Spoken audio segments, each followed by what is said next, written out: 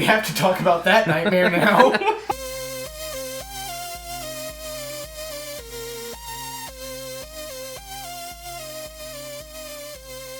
Greetings, friends. It's Josh. And I'm Ryan. This is Daniel. And we're here today for another exciting episode of the Dead Tired Dads podcast. Yes, indeed. Welcome back, gentlemen and audience. Thank you for listening.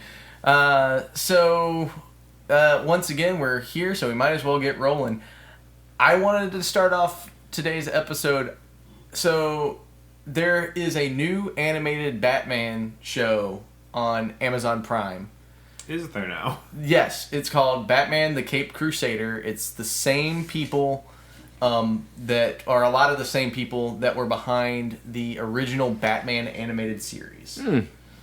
And so Bruce Timm, who is the guy who was behind the original animated series, was asked about coming back and doing a continuation of the animated series, and he was like, "No, I don't want to do that." But then they're like, "Well, what if you did like a reimagining?" He was like, "Sure, yeah, like let's explore that." And so it's a lot of the same, so it's a lot more gritty and a lot newer, kind of exploring an earlier Batman and kind of like what it would have been like. So it's a pretty good series. I enjoyed it.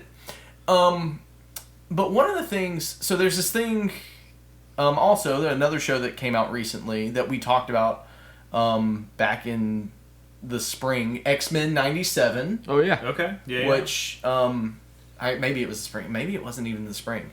Anyway, X-Men 97 also came out, and that was that one was a direct continuation of the original X-Men animated series, which I love and hold dear to my heart. Like, it's a great show. Absolutely amazing. Batman the animated series also, like, there was just this thing going on in the early mid 90s where like animated shows, like kids cartoons, just were like absolutely mind-boggling good. And now, while I am happy with the way that that they've done like the new Batman show, Caped Crusader, and X-Men 97, I didn't love it after watching all of it. But it was good. It was good stuff. I have a problem. Uh-oh. What's your problem? I have Here we a go. problem. And the problem I have is these are not kids' shows. Yeah. These are not kids' cartoons. What made the original X-Men animated series and the original Batman animated series is that they were shows made for kids. They were supposed to be watched by children. Yep. But they were so flippin' good that adults wanted to watch them. Watched them, yes. Like, not just watch them with their kids. The adults wanted to watch the shows. Yeah. Like, I have a sister who's 9 years older than me. Like, she wanted to watch X-Men. Like, she wanted to know, like, what was going on. Like, she would watch X-Men with me. One, like, yes, there was, like, I'll, hang out with my little brother. But, like, there's also this, like, thing of, like, and we went, she and I went to see the first X-Men movie together, like, is a big thing. But they're not doing that. They're making decent shows, but they're not kids shows. For adults. They're just making adult cartoons. So, which, to me, makes them less good. It takes something away from them. no, you're precisely right. And this is something... So my to put this in context, my dad has one of the largest comic book collections that I know of from someone that does not, like, own a shop. Like, he's pretty well paid a good chunk of his retirement through some of his runs, and he's paid special attention to X-Men and a couple other like IPs.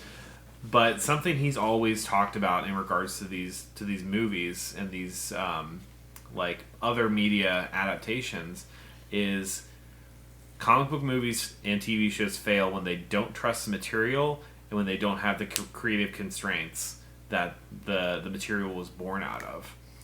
So in the 40s and 50s, there were no rules. Right. Like, you had some really graphic comics really pushing the boundaries of like what is decent and acceptable. And really a lot of the stigma around comic books came from this era because people were like, ew, you're reading that? Like, that's inappropriate. That's like, and it was. It absolutely was. So the comics code comes out after this, and that's where you start to see with these constraints in place, you start to see some of the really excellent heroes first hop on the scene. You get the Fantastic Four, you get Spider-Man, you get the Avengers. Like, sorry DC, I don't know. I don't know 1960s DC comics as well as I know because they were all trash. They were focused on the Batman TV show. Boom, pow, biff. But Josh, you're absolutely right. Like, the X-Men animated series was tracking with the X-Men comics from the 70s and 80s that gave birth to it that were, locked into place by the comics code. So you had to tell really good, solid stories inside the bounds of propriety. Right. We don't have to do that anymore. Yeah.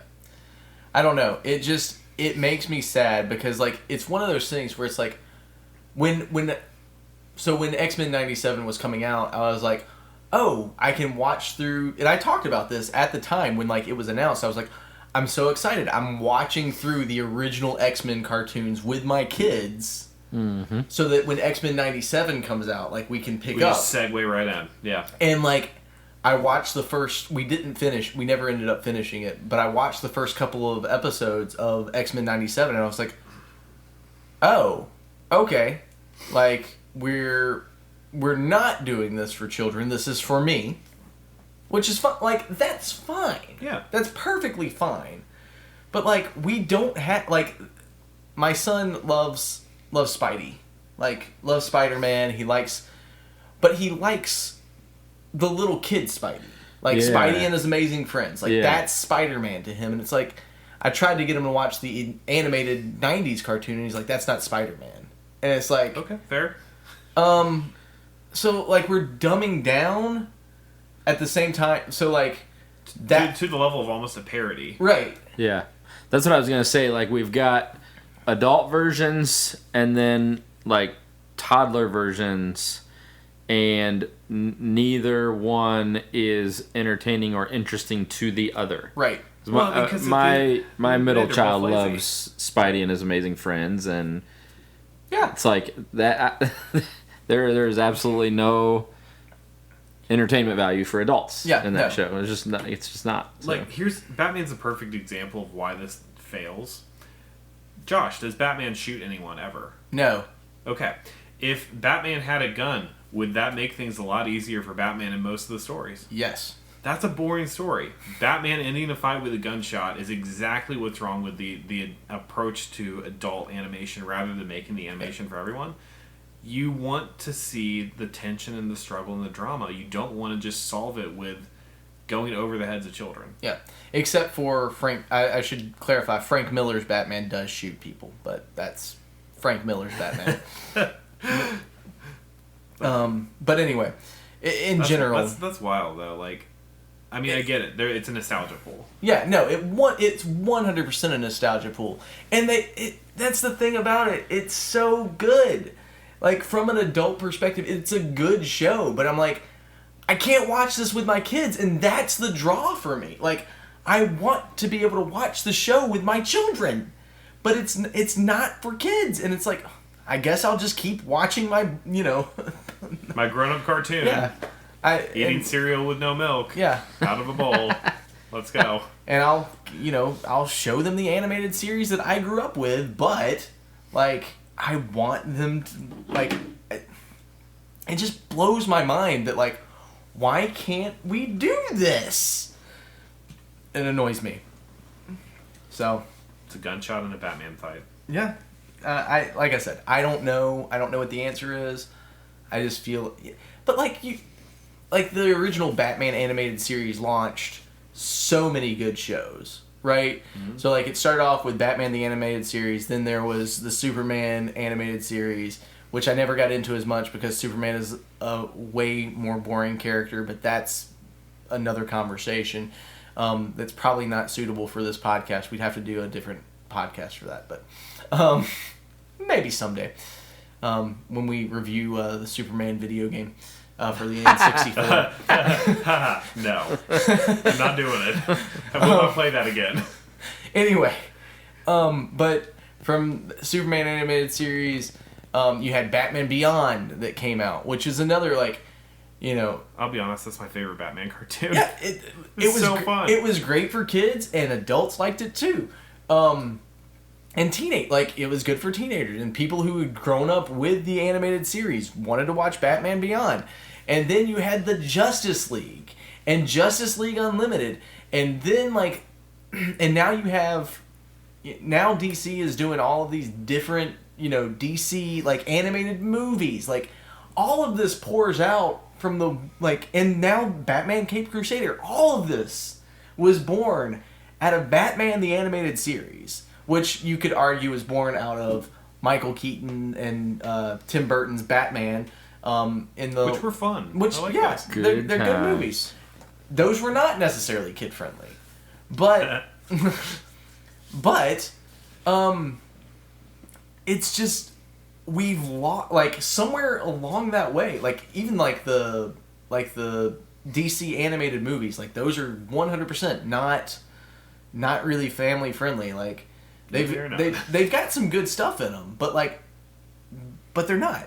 And then you have the Harley Quinn TV show, which is on HBO or on Max as it's just called now. It's not HBO Max anymore. It's just Max, which is way inappropriate. And just I'm glad you said that because I randomly saw a video it was just scrolling and I saw a video and of that from that show. And this is what I'm about. The story I'm telling is my entire knowledge of that show. It was a 15-second video of the cartoon Harley Quinn show, and this video was extremely sexualized. And I was like, "What are we doing here? Isn't this a Batman character?" Yes, and that's the thing. So much of where that goes is literally just material for. Trying to say this delicately, but I don't know how to do it. It's literally just playing on people's imaginations from when they were when they were young, angsty teenagers, and they thought Harley Quinn's really hot. Wouldn't it be cool if that? Right. And that's all that the Harley Quinn show is. And here's the deal: fan service does not make for good storytelling ever. It's yeah. So I don't know. It makes me sad that we cannot make a good animated show that parents can enjoy with their kids, and that is for the children, right? It's for the kids. Bluey. Well, yeah. No, perfect example. Bluey's my favorite cartoon. Perfect example of just an amazing show that's just adults like it just as much as their kids, if not more. I think I probably like it more than my kids. I think I probably like Bluey more than my kids. That's a trend on social media.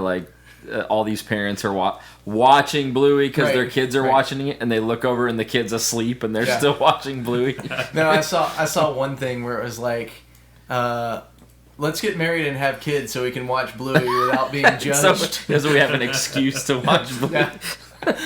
So that's a great example. And there's no the thing that I love about Bluey is that there doesn't need to be any commentary on anything. It's literally what's it like being a parent with a kid, and what's it like interacting with your kids, and it's just fun. It's just a fun show. Yeah, it is.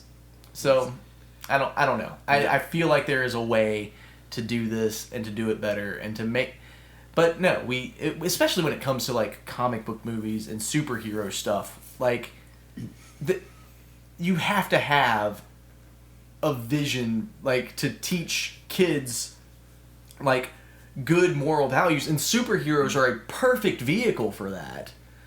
To teach them about about right and wrong, and how you have the struggle between good and evil, and it's a perfect vehicle for that. And we're not doing it. So we're just not doing it. My rule of thumb with this is if your new movie release is going to end up being an example from a TV tropes page about your franchise, you've probably not done the franchise any favors. Yeah. So, I don't know. I just feel like Bluey is the only good kids show out right now. Yeah, I made the mistake of watching the Winnie the Pooh reboot, and I was just insulted and sad. Well, no, like, well, that's the other thing. So, like, Winnie the Pooh is now in the public domain, like, as far as, like, not the Disney Winnie the Pooh, but, like, the character of Winnie the Pooh. From the storybook. Right. Yeah. And so, like, someone made a horror movie out of it. And it's like on one hand, I get it. But, like, on the other hand, like, because we talked about this. You spent lots of your own time doing that. Right. Why? It's like, why? Yeah, why? Why are you trying to ruin this character? This, why? Because we can. Well, can we be creative? Lack of creativity right. Can we is just the problem. be creative about this? Like, there is no more creativity. Now, granted, there is a video game that has come out, or is coming out, called Mouse that I've talked about on here before. Yep. That is a Steamboat Willie like shooter game, which sounds like Mickey Mouse shooter. It looks pretty cool. So there's some. I don't know the answer, but I just feel like we can do better. We can do better. We have the technology. Oh wait, hold on. So, anyway, that's my rant on kids shows and television. I don't know. They just don't make them like they used to. They don't, and this may come as a surprise to none of you. Josh and I share a fascination with slapstick comedy and vaudeville. It's true. And we actually got to explore this a little bit at work. Yes. If you haven't picked up on this, Daniel and I do work together on a regular basis, like day to day. So, and everyone else regrets this. Yes. It's probably not good for our workplace environment, but. So we had the bright idea of, like, you know what, to teach a good object lesson on communication, let's run something that they've probably not seen before. So we pulled up, Abbott and Costello's classic bit, Who's on First, and introduced some fine folks to some proper skit-based comedy. There were people who work with us who had not heard of or seen Who's on First. And it was just, it hurt my soul. That's entirely unacceptable. It really was. And so we did the good work out there. I believe that went better than I could have possibly planned. So here's the thing. When Josh says they don't make them like they used to, he means that with all his heart. And this is why. When we printed that script off, we were like, oh man, this is going to be so hard. We can't match the delivery of these two. These are legendary comics. Like, how is this going to work? And the script is so well written that as long as you can keep your place in the script, it runs itself. Yeah, it really does. Like, it doesn't matter. Like, you could probably say that. You could probably do it flat. And it would still be hilarious. And it would still be, like, super funny. Like, but we, and we literally just read it. Like, there was a little bit of acting. But, yeah. But we just read it. We didn't have it memorized. Like, we printed it off one day and read it the next. And, it was a good, it was very funny. But you can't find anything like that. Like, comedy today is, like, can't Three even Stooges, Laurel and Hardy, like, touch that. So it's making fun of people. That's what comedy is. Instead of, like, hitting other people. Yeah. You dropped your hat. Pick up your hat. Pick up your hat. Yeah, no, I don't know. Like, yeah, it's somebody sad. take Josh to GameStop Retro Store. Yes, Get right this now. man some what they used to. Yes, for real.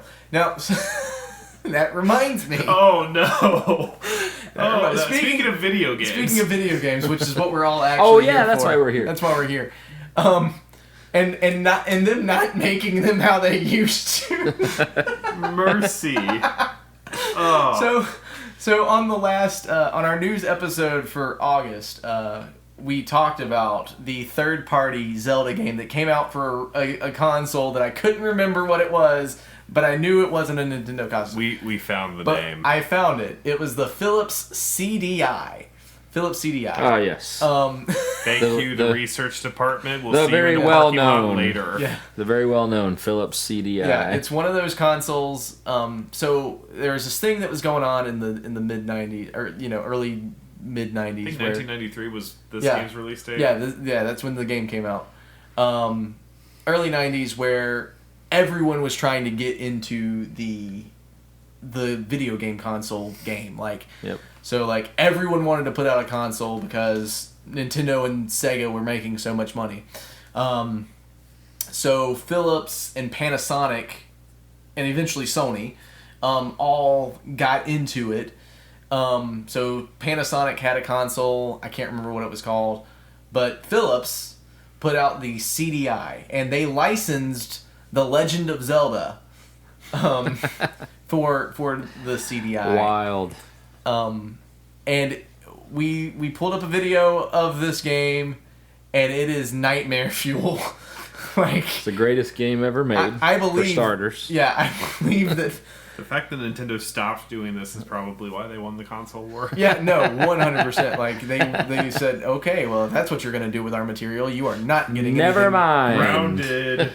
That and the original Super Mario Brothers movie, those two things, by themselves. Excuse you, sir. That was a work of art. Excuse me, princess. Different thing. That was a different thing. The Legend of Zelda cartoon. Which was not good. Which, if you know, you know, and if you know, please don't. So anyway, if you want to have some nightmare fuel and find out what we found out about, it is what was it? The Wand of Gamelon, which is spelled Gamelon, Gamelon. Wand of Gamelon. The wand.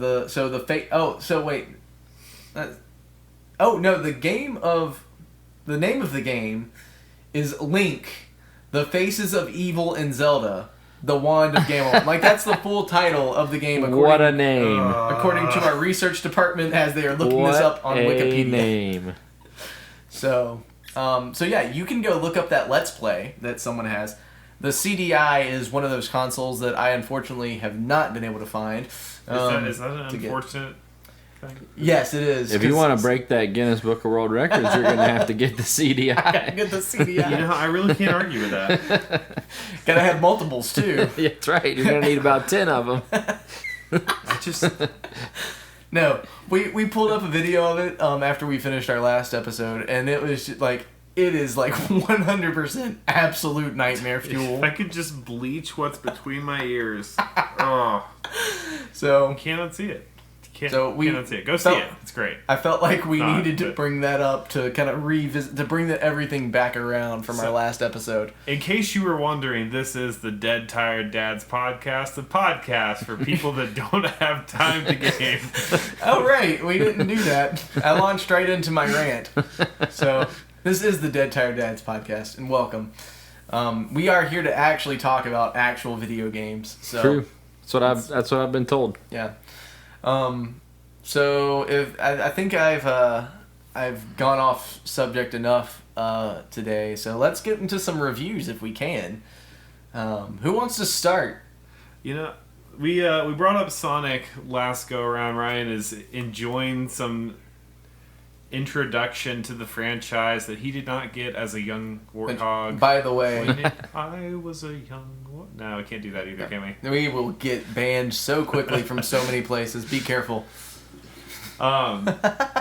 So I made a discovery on a game that we've owned for a while. I don't know if you guys are familiar with Sonic Mania, but it's kind of presenting itself as a collection of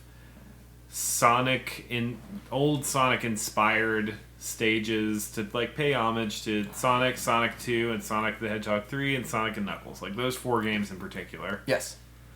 I thought it had 4 levels. Oh? Yeah. It's got more? It's got more. Okay.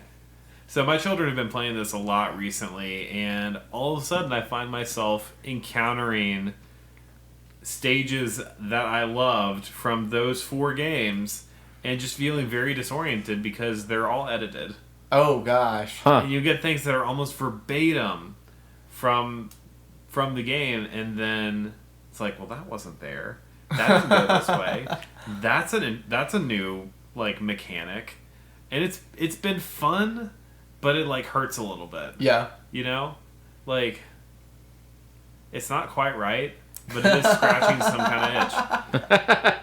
And that's been fun. I mean, I legitimately thought like, oh, good job, guys. 4 levels like that. Why did we pay money for this game?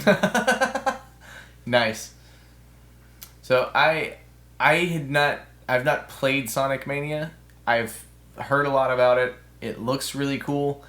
I'm a big fan of like Sonic 2. I talked about that at some point recently. I feel like I would spend so many hours playing Sonic 2. I killed my Sonic 2 cartridge. Like killed it. I still have it actually, so I guess I didn't literally kill it, but it's I played it to death, and it's one of those things where like because you didn't have a save, and with the Sonic games it didn't give you like a code or anything like that. Like you had to like play through when it. You're done. Like if you had to stop, you turn your console off, you have to restart. Ouch. And so, so many days of just kind of leaving the console on and burning electricity. That poor cartridge battery. Yeah.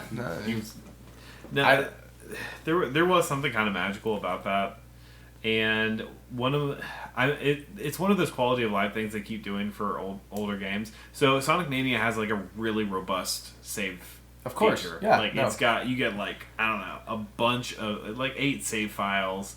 It'll keep your progress. You get tons of chances through the special stages in the levels to try for things like Chaos Emeralds through these really wacky bonus stages that were definitely from the period of time where people were trying to imagine how 3 dimensions on a 2D screen work. Yes.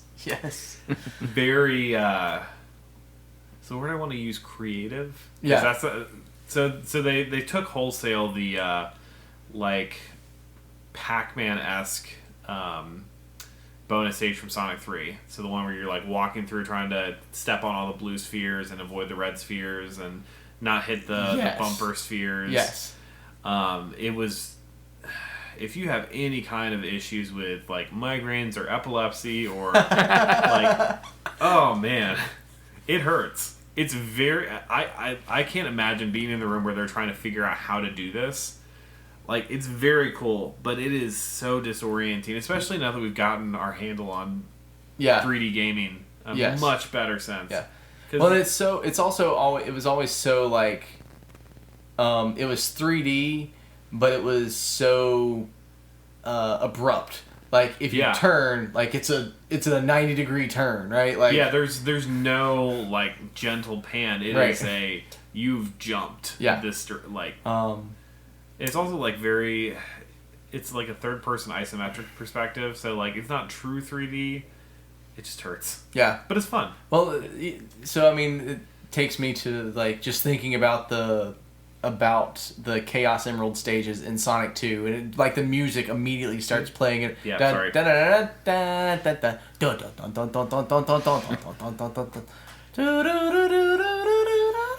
Yeah, no, like it immediately like just conjures that up in my head.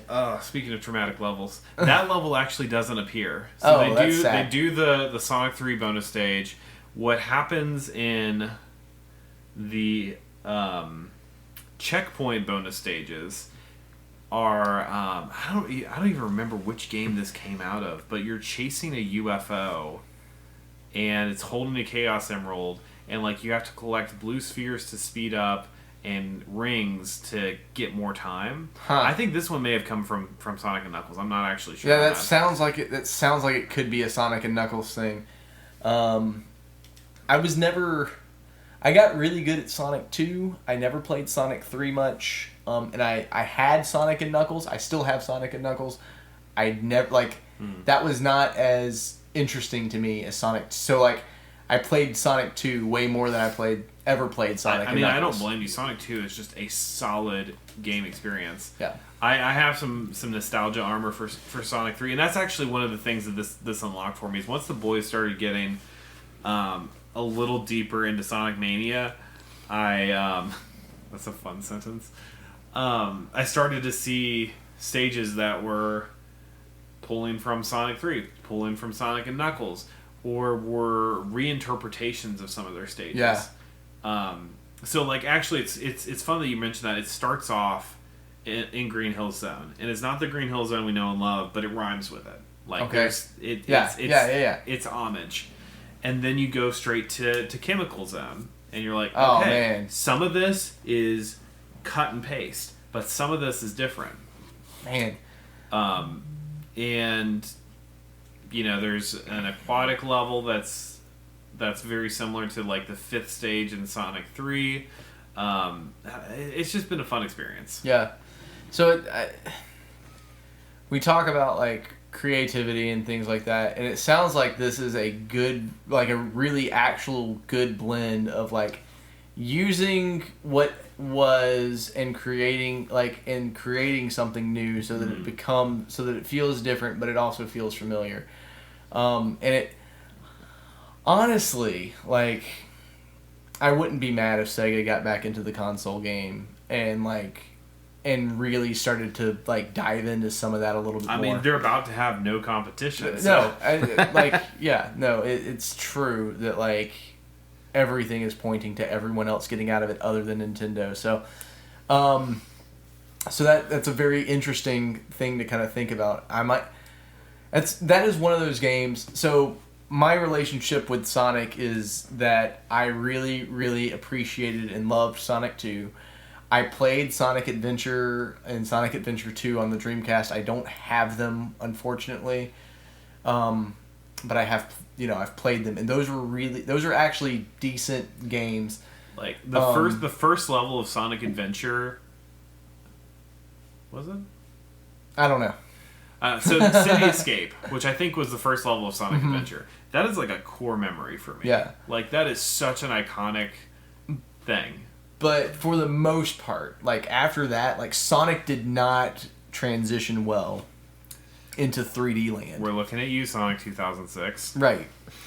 Like I remember Sonic 3D Blast even, like, which was like get all the flickies. Yeah, you have to get all the flickies. Yeah.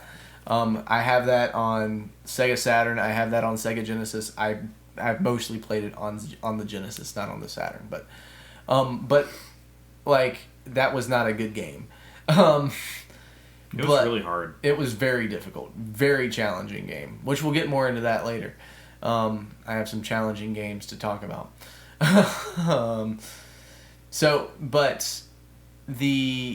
After Sonic Adventure, like nothing that Sonic has done, nothing that the Sonic team has done has been like mind-blowingly good. Like you can go and watch videos on YouTube like of people who like take apart video games like frame by frame and show like where they're like dropping frames in like the animation, and it's just bad. Like it's just bad. It's a badly put together game, and so I'm so. Like, anything to do with, like, Sonic at this point, I'm so fearful to touch. But it sounds like Sonic Mania is actually something solid. I'll be honest, people hate this game. Really? For exactly the reasons I brought up. The fact that it, like, teases these old stages and then that it's not them. Like, just give me the remake. Give me Sonic, Sonic 2, Sonic 3, and Sonic and Knuckles in one cartridge, which I think there is a game that does that. I'm trying to remember what it was. But yeah, like here's the deal. There's a thing you sign up for. You sign up to be a Sonic fan. And when you're a Sonic fan, you agree, you have like a contract with Sega. I will buy whatever game you put out, and I will be disappointed. And even though I know I'm going to be disappointed, I'm still going to purchase that game and be sad about it. Yeah. No, I remember when I was working at a movie gallery in college, which if you're too young to remember, movie gallery was actual like a Blockbuster type thing. But that, you know, that was when the Wii was big, was when I was in college. So I remember, like, I got free rentals, so I remember getting, like, one of the new Sonic games on the Wii and just being like, this is awful. Like, I don't even remember what it was, but, like, it was not good. And so I don't, like, but anyway, so yeah, it sounds like this is actually something that would have been worth me picking up, and I might still do it. So the thing that you just mentioned, the people that are wanting the remake, that's called Sonic Origins Plus. Yes. My son has it on his birthday list, and is that out? I'm really hoping that he gets it. Honestly, at this point I kind of want it because, like, the angry people in the peanut gallery have a point. Like, those games need to be accessible because they're really fun. Yeah, it has 16 total Sonic games on it, including Sonic the Hedgehog, Sonic 2, Sonic 3 and Knuckles, and Sonic CD. Sonic CD. So not Sonic's 3D Blast. But, so the thing is, though, here's the thing with something like that. The thing about the Sonic and Knuckles game had nothing to do with the Sonic and Knuckles game. It had everything to do with the fact that you could plug in Sonic 2 or Sonic 3 into the Sonic and Knuckles game and play with Knuckles in Sonic 2 and in Sonic 3. Such a cool gimmick for the time period. Such a cool way to use the technology. So, like, but that's DLC done right, man. Like, I don't, how do you, like, can you do that with this? Like, I don't know if they've announced it, but anyway, I hadn't heard usually about that. With these type of situations, they give you some quality of life things, like being able to play Sonic 1 with Tails. Like, right. Like, yeah, like giving some grace backwards. Yeah, that would be nice to the games. Speaking of Knuckles, do I have permission to go off track and talk about how awesome Idris Elba does as the voice of Knuckles? No, I do not give you permission. I'm kidding. All right, well, I said it already, so it's too late. It is too late. No, like, the Sonic movies have been, or at least the first one. I haven't seen all of the second one. The second one's, yeah, but it's good. It is good. So, look, if like I said, if Sega wants to get back into the like, this is your chance, Sega. Like, let's do it. All for it. Let's do it. All right, we're doing a Sonic 2 field trip to force Josh to watch that, and we're going to Kyoto, and you gotta watch it. The Sonic 3 movie comes out in December. Does it really? Yes, sir. Oh my gosh, really? On my middle son's birthday. We've Nice. already got it planned. Nice. We're going. Sweet. All right, well, so that's our Sonic conversation for the day. Ryan, what have you got for us? I almost was about to say I should go last because I'm undecided. Okay, I could good. potentially do two different games or none. options. So you go. We're good. I'll go then. So I said that I was going to talk about a game that brings up some of that difficulty conversation that we were kind of getting into and how hard Sonic 3D Blast was. It's so hard. So I have mentioned that I've been playing a lot of Rock Band. So I'm not going to talk about Rock Band, but that's mostly what I've been playing. Rock Band is a ton of fun, and it's fun for the whole family. So if you can get a copy of it, like, and get the instruments, 100%. My daughter has loved singing. Like, nice. So that's a free one for you. Rock Band still, like, that one still hits hard. Like, first rule about Rock Band is you don't talk about Rock Band. That one's still, it's just as good as when I was playing it in 2008. It's great. A little bit of a challenge with the lag and everything like that. But anyway, I've played, since we met last, I played Metroid. You can go figure, Josh played another Metroid game. No way. Does Josh even like Metroid? Oh, wait, hold on. Never mind. I think I told you this, Daniel. Zelda, like, I've always considered Zelda to be, like, my favorite franchise, and Zelda is my favorite video game. Like, I'm actually beginning to think that Metroid is actually my favorite franchise. Look out. Like, I don't know that I'm ready to, like, actually say that I like Metroid more than I like Zelda. But I think I might. Maybe. And the problem with that is that they don't put out enough Zelda game or Metroid games as it is.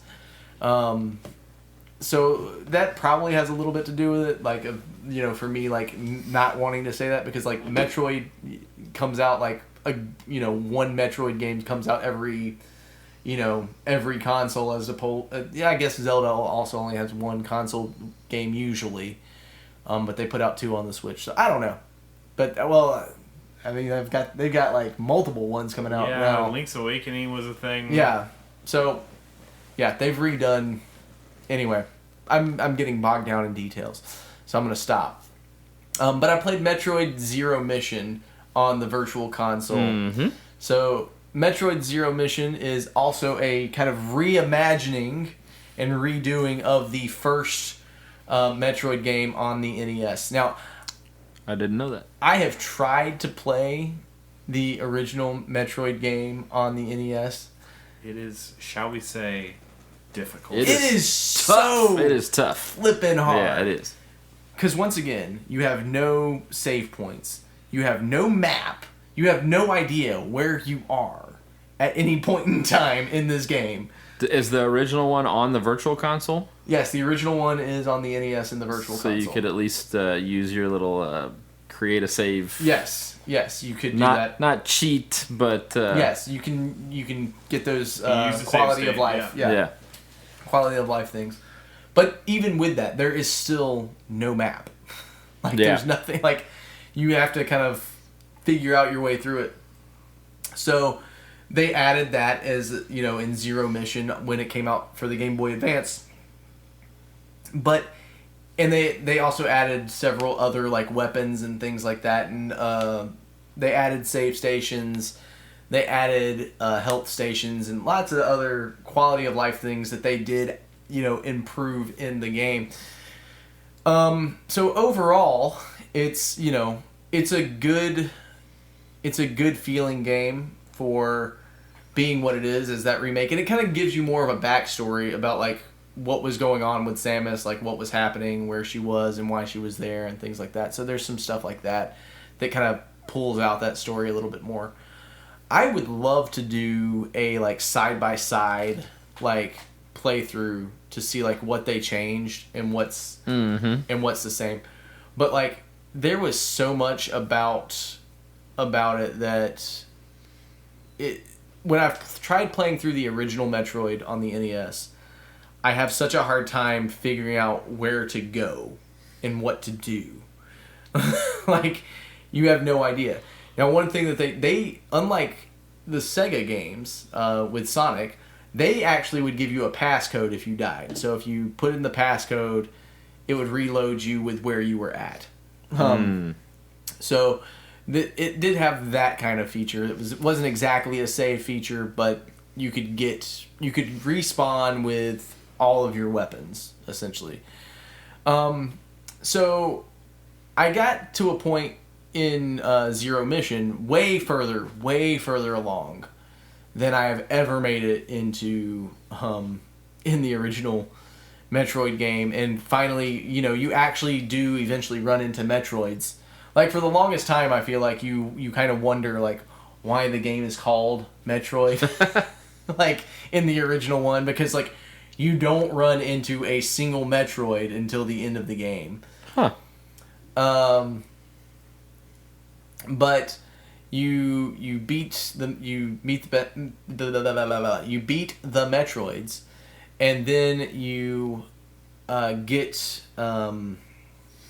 to the point where you're fighting the final boss. And oh my flipping gosh. Like, I was just taken aback at the insanity. Is that the video you sent? That's the video that I sent to you guys. That was nuts. That was nuts. Like, so you're talking, like, and I died so many times doing this. I cannot imagine having to do this without a save point, or having to do this without the ability. Like, one of the great things with the Virtual Console, like, you can criticize it all you want, but the ability to rewind and just go, nope, I'm not going to let that, to say that happened. Like, that's just not a thing that happened. Like, the ability to do that is very nice. And I use that. But like, it's just absolutely it's absolute insanity. It is. Like, how on earth anyone beat that game on the original NES, I have no idea. Absolutely no idea. Well, honestly, I think that's kind of the thing they leaned into, because with the limited hardware, how are you going to get people to pay attention to this once they get good at the game? How are they going to come back? Yeah, I Torture. Torture, yeah. I mean, like, the level of masochism of the NES hardcore gamers is just insane. Because, like, Mega Man is another perfect example of this. Those games are brutally difficult. But people are like, yeah, I'll play this platformer until my eyes bleed. I don't know. Like, you're talking, like, things are coming at you from, like, 6 different directions. Like, and most of the time, like, with most bosses in those games, it was just like, okay, figure out the pattern and follow the pattern. And practice the pattern. Once you have the pattern, you can dodge, yes, it'll be tedious, it'll be annoying, but you've got a pattern. There is no pattern with this, because there are these little O things that are shooting out that come out, as far as I can tell, they just come out randomly. If you have played Metroid Dread, which Ryan and I have both reviewed that game on this podcast, I highly recommend it if you have not played it. But the same O's that come out when you're shooting the eyeball, like, it's those kinds of things, and they're just coming out, and they're random. No idea. And, like, I boggles my mind. And there's acid below you. You're standing on a very small platform. If you fall off the platform, you're in acid and you take damage immediately. And it's just absolutely insane. Crazy game.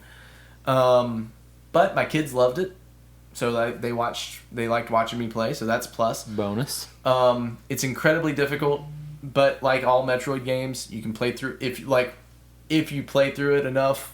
You can play through it relatively quickly, about 20 hours tops, for even for a first playthrough. And then one of the things that they did with Zero Mission is that they added a bonus mission on to the end of it, where you play with Zero Suit Samus, and it's kind of the first time that it's Zero Suit Samus makes her appearance. And that's with her without her armor on. And I was really disappointed with the bonus area, like with the bonus section. It was annoying. It was stupid. It was a lot of sneakery. So, like, try to avoid being seen, because if you get seen, you don't have your armor on. The space pirates see you. They shoot you. You're dead.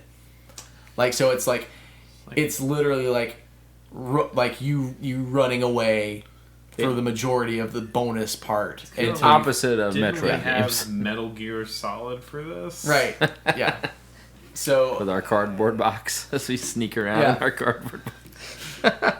So, I mean, first Metroid, like, that portion of it, like, the way that they redid it, good for Nintendo, way to do that. Way to, like, make it so that people can actually play the game. Because that was the thing, like, for me, like, I've tried playing through the original Metroid so many times. I get lost so quickly, like, and I have no idea where to go. They added in some things that made it easier to figure out where you were supposed to go. They gave you a map, which I understand why they didn't in the original. Like, I get it. Like, it's the technology's not there. But yeah, overall, solid game. You can the second half of it, or it's not even a half. It's like a third. Like, it's 2/3 of the game is the original Metroid, and they added a third thing on there. You can probably live without it. But yeah, it's a fun little romp. So there you go. Yeah, there you go. And it's on the Virtual Console. On the Virtual Console, which I like, because those little features just let you finish games that that you I otherwise would not finish. Yeah. It's like, nope, I quit. I'm done. Absolutely. This is not fun anymore. Absolutely 100%. I also think I'm fairly certain that I recently went back. I had started playing Super Metroid, and I went back and beat it. Nice. So Attaboy. I hadn't finished it, but I did go back and finish it and beat it. And I don't remember, like, I feel like I had meant to talk about it on the podcast. I don't remember if I did or not. And I had forgotten that I had even started it. So, like, I loaded up the game and it was like, oh, I have a profile here. Oh, that's right. And I'm at the end of the game. Oh, okay. So, anyway. Nice. Ryan, do you want to review your game? How much time we got? I mean, technically speaking, we have all night. We have as long as we want because this is our show. It's our show. We can do whatever we want to. Here's what I'll do because I can keep this short. I'm gonna talk about something that I said I wasn't gonna talk about. Okay, hit me with it. Rapid fire mode. Let's go. Because I kind of have a lot of feelings about this game. I said that I was not going to review College Football 25. Yes. He did say that. I said that. Those are my words. I am sorry. I have gone back on my words. Liar. I'm going to speak about this game very briefly. And you know what? We love him anyway. Because I have feelings about it. And because who else on this show is going to give you sports games reviews? Yeah, right. So no one else. I'm going to talk about Madden on our next episode. No, you're not. You're absolutely Just to slam dunk on your single double field goal. I'll talk about Madden right now, actually. Here's my review of the new Madden. Here we go. It's the same as Madden last year. Just like all the other Madden. It's the exact same game as last year's Madden. They didn't do anything differently. You know what? You're better off just getting Madden 99 on the N64 and playing that because that's how far back you have to go for there actually to be like some improvement That's not true. I'll say Madden 2006. Madden 06. Which one had Michael Vick on the cover? 04, I want to say. I remember enjoying that one a lot. So for running around with Michael Vick. Anyway. I'm going to sidetrack just briefly. All right, here we go. I like it. Madden 06 was great because it came out on the Wii. Or no, I guess it was 07. It had Sean Alexander on the cover. Oh, nice. And it came out on the Wii, and you actually used the motion controls to play football, right. And it was absolutely amazing.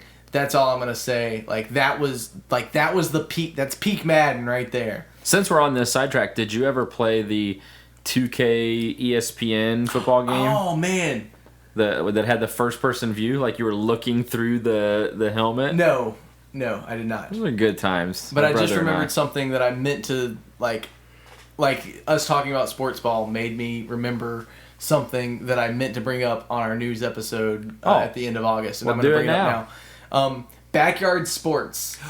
Backyard sports. Great games. It's coming back. What? That's like official? It's official. It's coming back. Those are so fun. I want sources on this, those man. Are so fun. I don't remember the source on that. But trust me, bro. That's the source.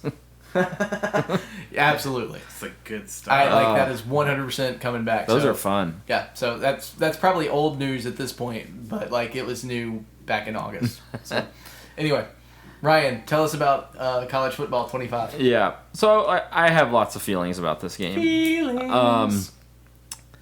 There are some things about this game that are really good, like really well done. There's a couple different modes. Dynasty mode, which is your typical create a coach, sign a contract to coach at a school, and try to win as many football games as you can. That's the whole idea. Things. I love it. So that's Dynasty mode. The EA Sports games now all have this mode where it's always like Madden Ultimate Team or Hockey Ultimate Team, and what it is you collect cards, and when you collect that card, you have that player on your team. Okay. So you win a game, you open a card pack, whoever's in the card pack, you get those players on your roster. Okay. There's one of those for the college football game. I haven't tried it yet, but the main draw, my understanding is you can get cards of like previous play. You can get Tim Tebow or Johnny Manziel. And it's like, oh, cool, old players. Yeah. So that's the draw. That's the appeal. That's kind of cool. It is kind of cool. I haven't tried it yet, but I understand the appeal on this particular football game more than others, because like, okay, every year I just try to collect the same card. Like you were saying with Madden, like every year I got to try to collect these cards all over again. Yay! Like yeah, and then with like the Madden games, it's like, okay, well, I can only have one quarterback on my ultimate team. Yeah. So if I have Aaron Rodgers or if I have Patrick Mahomes, like I can only play one of them. Yeah. You know. So there's that mode, and then there's a mode called Road to Glory, which seemed so promising and so cool, and it's where a lot of my frustrations lie. So okay. Road to Glory mode is you create a player, and you can pick a few of the more popular positions like quarterback, running back, wide receiver, a couple defensive positions, and you can only control your player. And you know, the whole goal, the whole purpose is try to be the best quarterback or running back or whatever it is. Yes. And one really neat feature is this year you can play through your whole college football career and then import that character to the Madden game. Yes. So if that's something you're into, which is pretty cool. That is something that they had in the past. Right. Yes. Yes, they did have that in the past. I've just been so disappointed with that mode. Like, so what they were trying to do is give you like this, I think, college athlete experience. Yes. So you have like so many energy points each week. And you've got to spend them on, do I go to class? Do I do an extra practice session? Do I go out and party with my friends? But like there's pros and cons to each one. So stupid. If I study more, I don't have as many friends. That's so stupid. It is stupid because like that is the most ridiculous thing. Is that why we're playing the game? That is the most ridiculous thing I've ever heard of in a sports game in my entire life. You took NCAA and made it into a dating sim. I was just about to say, remember that one time that Fire Emblem was a dating sim? So it gets even worse, though. It gets even worse because... What is happening? There are people... I've seen videos on YouTube. There are people who never... Like, they didn't improve their rating enough. That they went through all 4 years of college and never actually played on the field. All they ever did was like decide what they're doing off the field, like going to this party or going to study. The fact that that's an option is hilariously I've bad. seen videos of it. I saw a video the other day.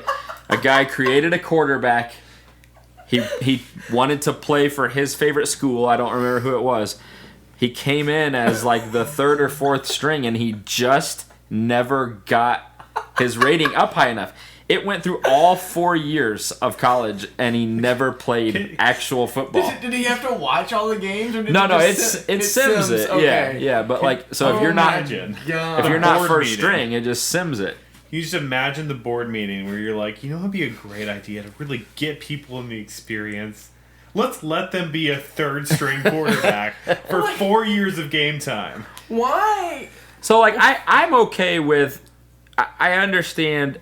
Like you don't come in and you're not like the Heisman superstar right away. I'm good with that. Right. Make it so that I can become a starter pretty quickly. Right. Through practice and mini games and stuff like that. Yes. I did not buy this college football game so that I could decide if I was going to study for the test or call that girl back. That is not why I bought this game. That's not why anyone bought this game. Why did they make it a dating sim? I don't know. It's so bad. Oh my God. Ryan, you broke us. I'm so glad I decided to talk about this because I almost didn't. I can't believe that you weren't going to talk about this. Like, what on earth? Well, I said I wouldn't talk about it because I thought it was just going to be a football game. And, like, I mean, most people, if you want to play a football game, you buy it. If you don't, you don't. And there's not much to talk about. We want the full college experience. But bad choices at all. Now you know that if you're a fan of Doki Doki Literature Club, that NCAA 25 is actually a game for you.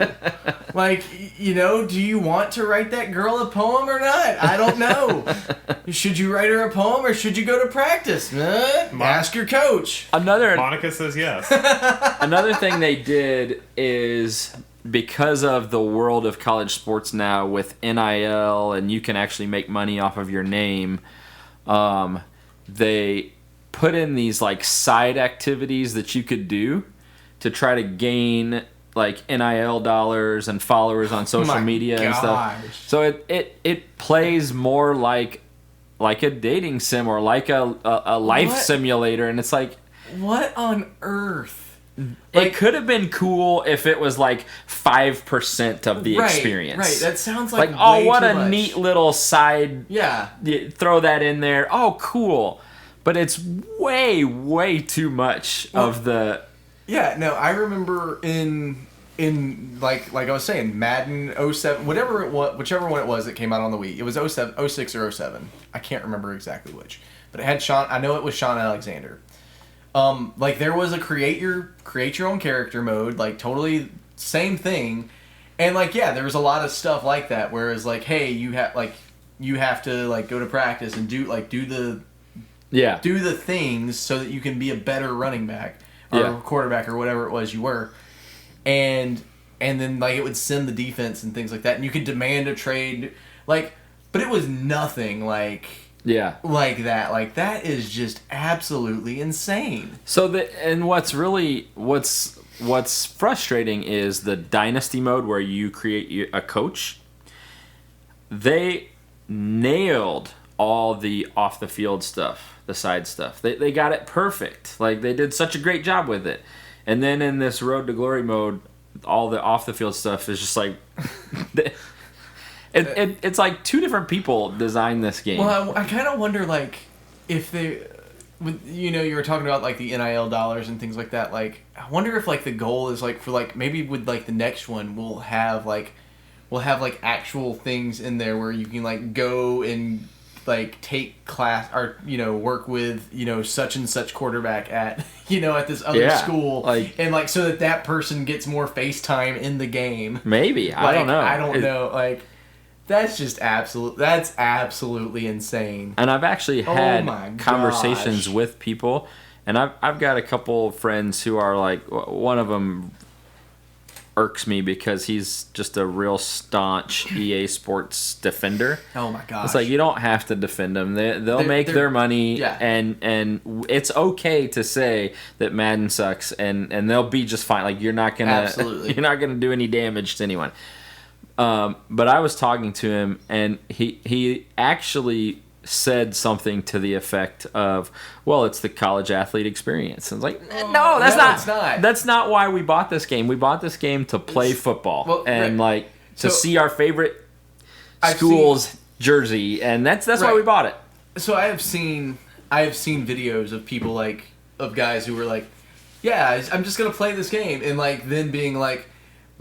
A week later, it's like they've got like the playbook open in their lap and they're studying, and like their wife comes in and is like, "What are you doing?" I gotta get the and I had no idea.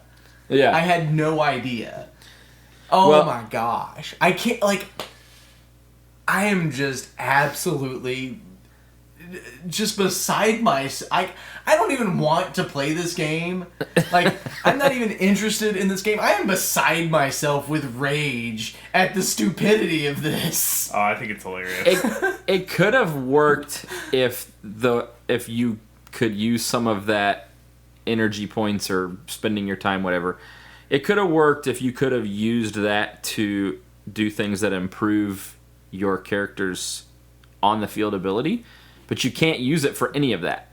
You use it for other, like, you decide if you're going to go to the library and study, or if you're going to hang out with your friends, and you just get the one default practice per week, and that's the only chance you get at improving. Well, so it's like you can't. So how on earth are you Clean living, Josh. Wait. Clean living. I'm just trying to figure this out. Like, someone went through that whole thing, went to the one practice a week, and still ended up riding the bench. Like, that's the stupidest. It's the stupidest game mode in the history of game modes in a sports game. Oh, it gets even better. I've seen videos because also now in college sports, you can transfer at the end of every season, and there's no limit to that. You used to be like one transfer your whole career. You can transfer every season now. I've seen videos where guys, they never make it their freshman year with that team, so they transfer somewhere else, and they never start for that team, so they transfer somewhere else. And they just do 4 years of transfer portal, and then they never play. Gosh. And so broken. I should say that like that's not the majority. That's just, but it still happens. And how is it possible? And it it shouldn't happen. Like, it just shouldn't happen. Like, I don't know. That's just absolutely nuts. Absolutely crazy. So the flip side of it is this dynasty mode where you're the coach.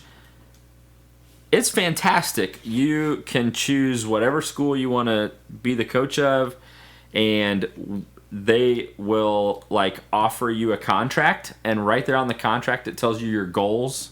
Like win 8 games this year, or make it to a bowl game, or whatever. And if you don't reach those goals, you can be fired. At the end of a season, if you exceeded those goals, other schools can come in and offer you a contract. I mean, they just nailed it. Like, this dynasty mode is awesome, and Road to the Glory stinks. Here's a question for that. Like, if you start off with, I don't know, like Alabama, like, are your goals different than if you start off with TCU? Yes. So I haven't done Alabama specifically, but I've started with 3 different schools.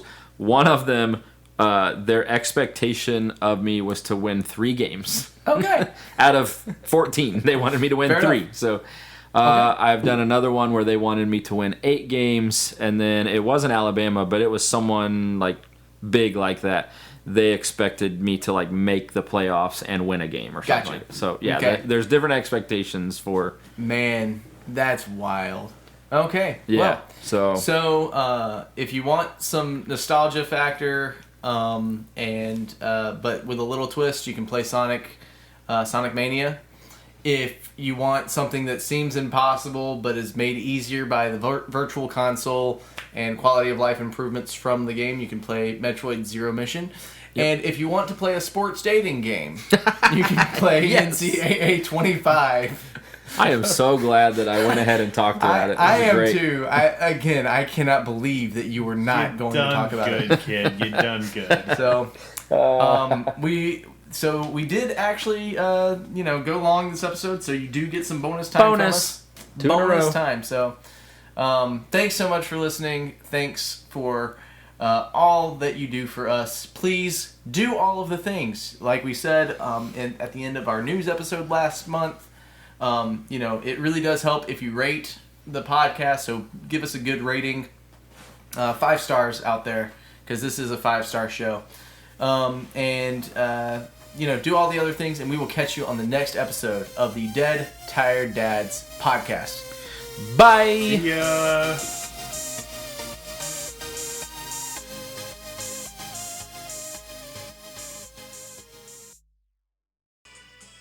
It's the soundtrack, though.